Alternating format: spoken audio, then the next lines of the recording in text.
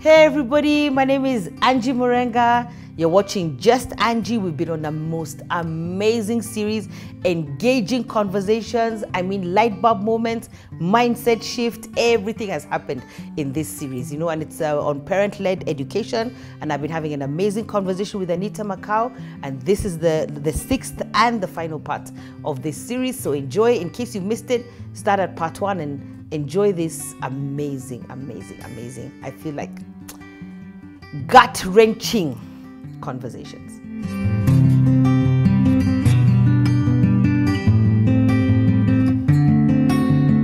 Anyway, as you speak, I keep thinking of you and Althea. Do you know you actually used to bring Althea everywhere? I went everywhere with that How? child. In fact, I was going to ask you on Everywhere. air. How? I just did. I can't explain it. Everything I did. And you see, it happened from age 10. It's actually from age 10 that I started taking her everywhere. I think age 9, 8, 7 there. Everywhere.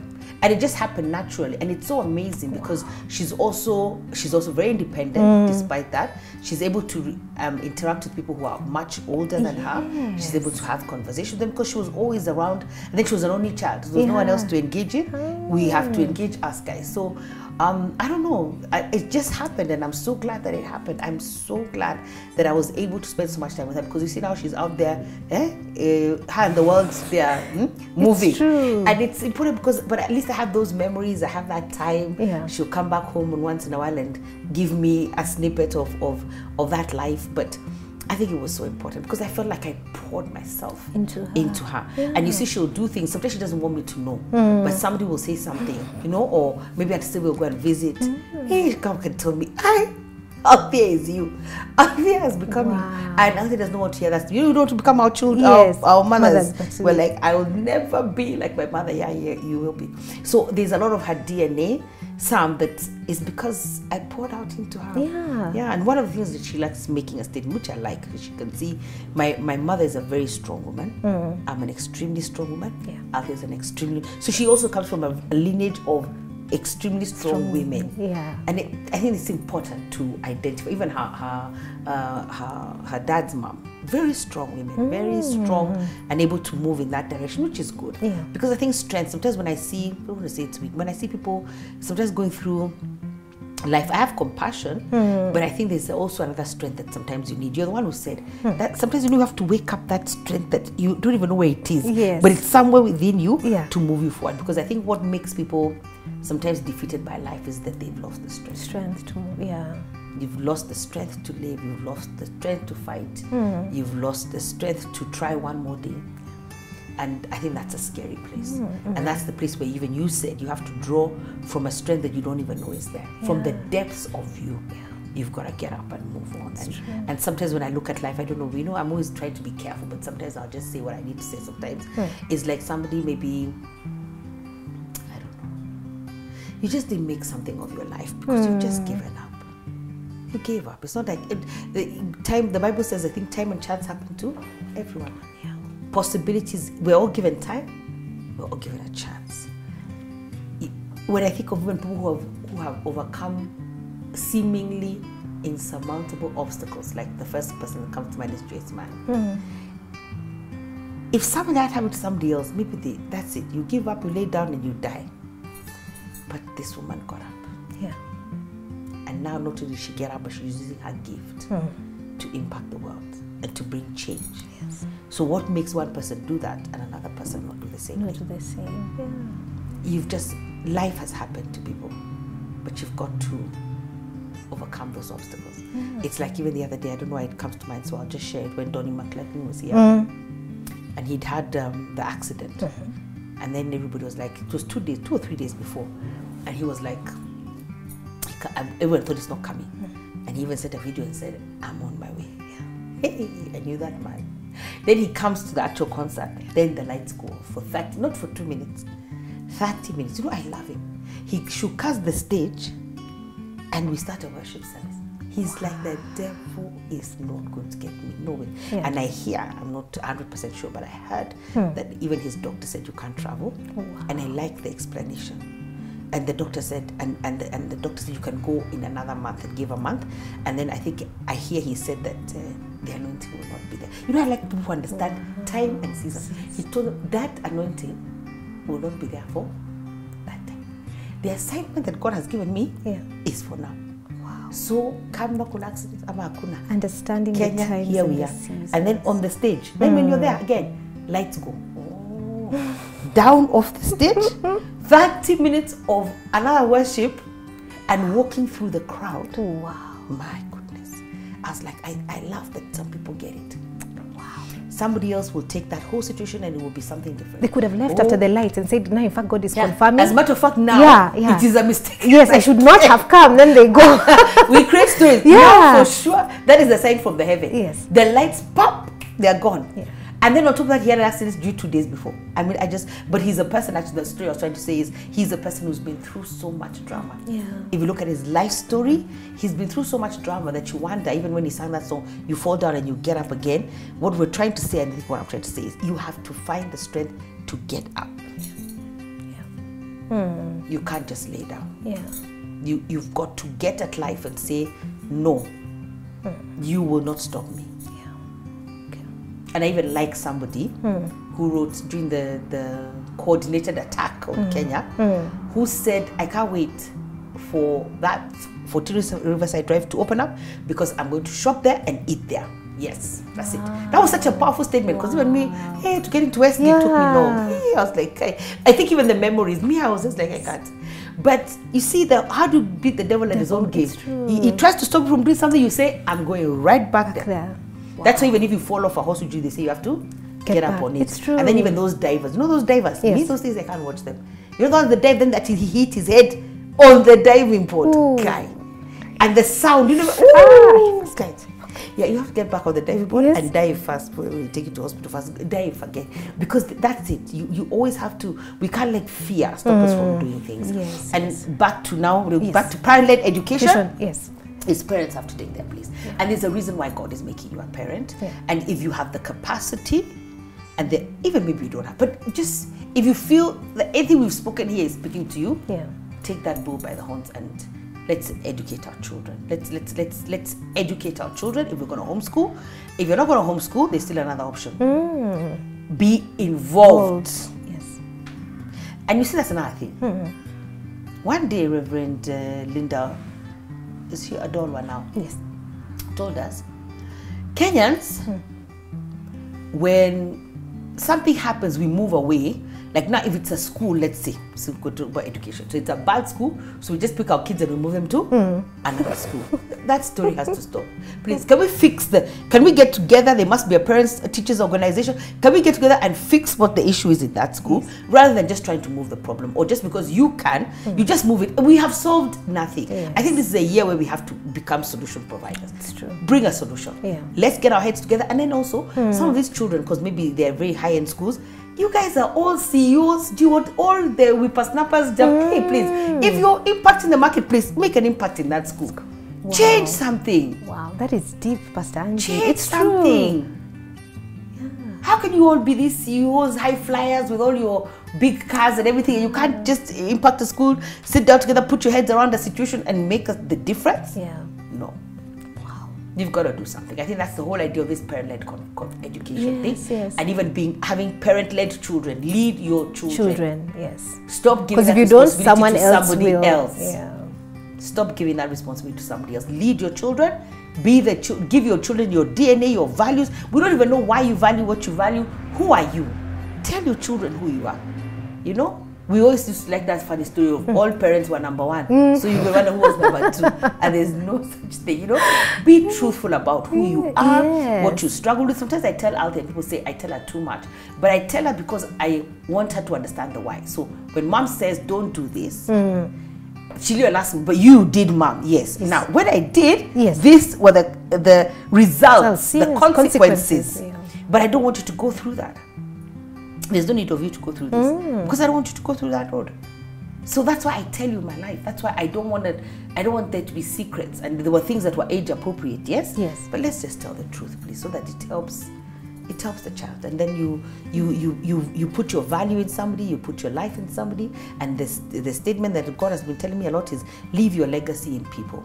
Now, if you can't leave your legacy in your children, which other people are these you're leaving your legacy with? In fact, it's good you say that, because even when you look at Titus, how they chose the elders and the bishops in the church, first their home had to be in order before they were given these positions. Yeah. But somehow along the line, and for it to be in order, you must be present and managing the things. Yes, so that stood out to me.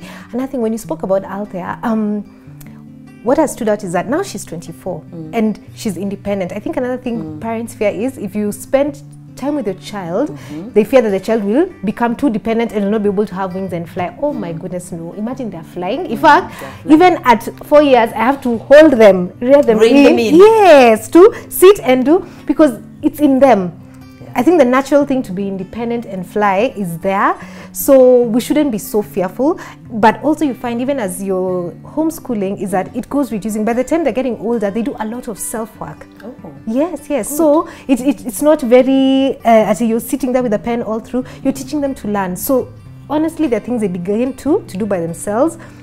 And that's what you're preparing them for, because by the time they're in college, there's no one telling them what to do. Yes. But now that brings me to 2 points. Yes, yes. It should be better than 2 points. Yeah. Me, I'm continually flabbergasted at parents who have sent their children overseas to study. Then when they come home, you create rules. You know there's something wrong with you. This child lives on another continent. They can do anything they want to do every day. I find it it's like you're going backwards. Yeah. If they have reached that stage, they can go live in another country by themselves. Maybe it's conversations you need to have, but you can't create rules and force, because you're creating rebellion, and that child will leave you and leave you in a very bad way. Yes. Stop doing things like that. If a child has attained a certain amount of freedom, work with that freedom, speak in that freedom, but don't be a dictator. That's number one. I was wondering where that is going to come in. I think I've forgotten the second point about parents. Oh, somebody told me something the idea. I was like, hey, this is really serious. You know, as you're saying, Althea is 24, but I still have the struggles of, well, not still, they're not as bad as they were before. Yeah. Let me tell you, there's no pain, I don't think, greater than a child separating from you and developing their own wings. There's none. I cannot compare. Developing their own wings to fly. Yes.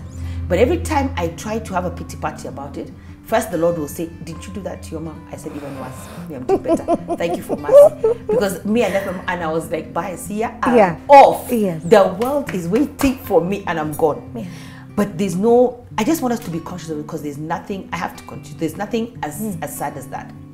Then the person told me, I was like, this one was sent by God. They said the minute the child is disconnected from you, the umbilical cord is cut, their journey of separation begins. Yes. It did not begin at 20. The day there was that separation, that's when the journey begins. So you do everything you can for that child, but understand their independence started on the day that they were physically separated from you. Hey, that one is fafanua, that one, tafadhali, that one, think about it, but it made sense. It does. It made sense. But I'm also, there's another question I have for God is why he does that. Because it's a cycle, isn't it? I left my parents don't know what I do every day. They don't even watch Just Angie. You know? I'm living my life. And now my daughter is on that path where she's also doing her own thing. And it just continues as a cycle. But sometimes I want to investigate the why. The why. Why did God do that? Why does he make us? We're there with our kids, we pour into them, we become close with them, and then at some point you're going to have to let them go. You're going to have to let them go. But I've just remembered how the bishop the other day gave the example of the eagle in the nest. People always say that, See, the nest, the eagle makes the nest very comfortable for the kids. They are born, then it starts removing layers, then it leaves the two prickly things. So then the eagle fires, it takes the children on the wings, then it drops the kids. They can go there, you gotta fly. If you don't fly, down. So even the eagle, the mother, the child is wondering, has my mother fired? Because they take you, then they start throwing you out of the tent, of the nest. Yes. For life. Yeah. And then if it doesn't, then it comes, okay, it swoops it up. But you see, life is such a, it's a mystery and adventure. Every stage has different things about it, but I think that's important. But I love your parent-led education conversation. Okay. Any last minutes?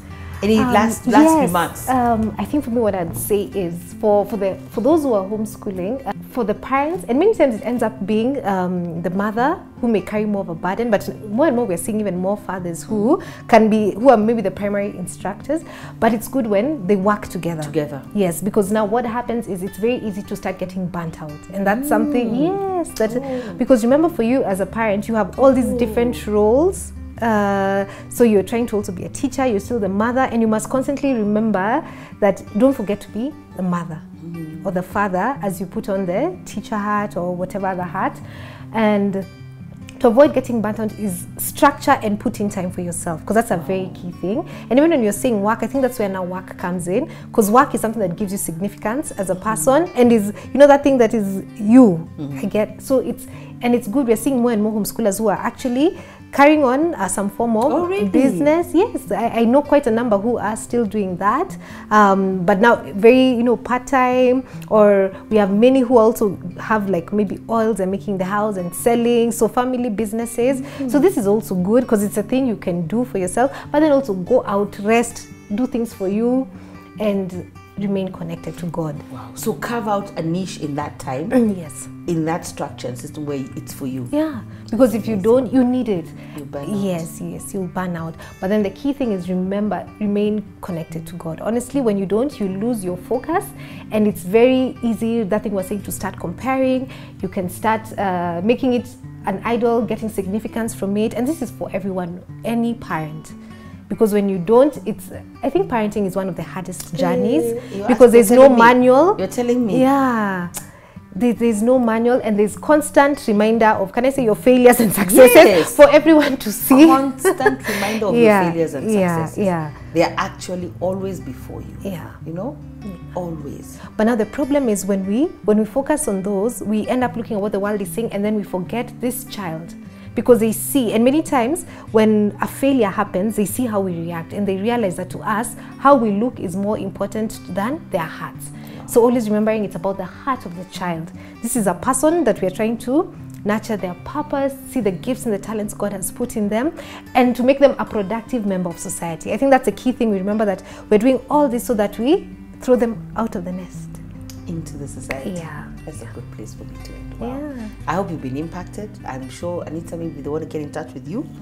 We'll provide our details, or you can contact us at the office, and then you can contact her. And she's a very good coach as well. I don't know. That's what you're coaching in the evening. Yes. So I've had to also work around that. And then the other thing, it forces you to become creative with your time. To be honest, I used to do project management when I was at work at one point, but this is on another level. I've learned, as in, no time is wasted. It's true. And then you start finding creative ways to do things that you'd never have thought of before. That's the beauty of it. Yes. And I've even been exploring, maybe even doing homeschool coaching. That's something else God has been putting in my heart, because that's another thing, that when people are starting out, they're usually, you're so lost. Yes. You have this thing in your heart. Yes. And God even woke me up today and was telling me to look online. Yeah, so that's something else. I'd thought about it before. Yeah. And I love that, because coaching, sometimes you need to get a niche, sometimes, not all the time, but that would be perfect. And then you see also when you were saying, when you're starting, not even now starting, they're unpacking the information. Maybe that could be the first thing, presenting the options. How do we unpack information? Exactly. How do we see what matches your child and family? Yeah. I'm about to get excited. Yes.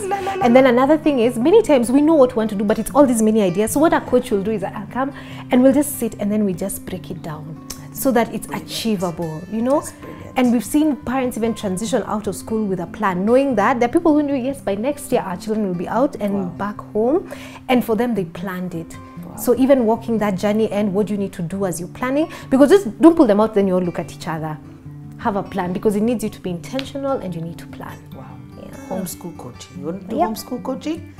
Talk to Anita. I think that's very, very perfect. You wanted to walk you through the process.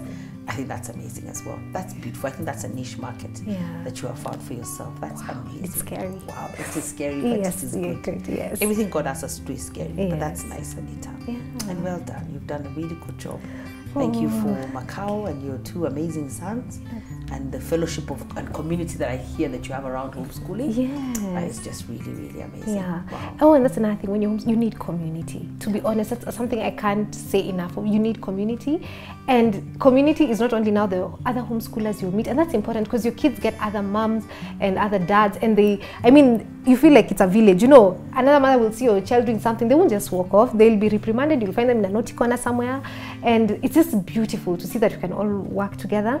But then even it forces you to start involving your own immediate wider family. I mean, like the grandparents.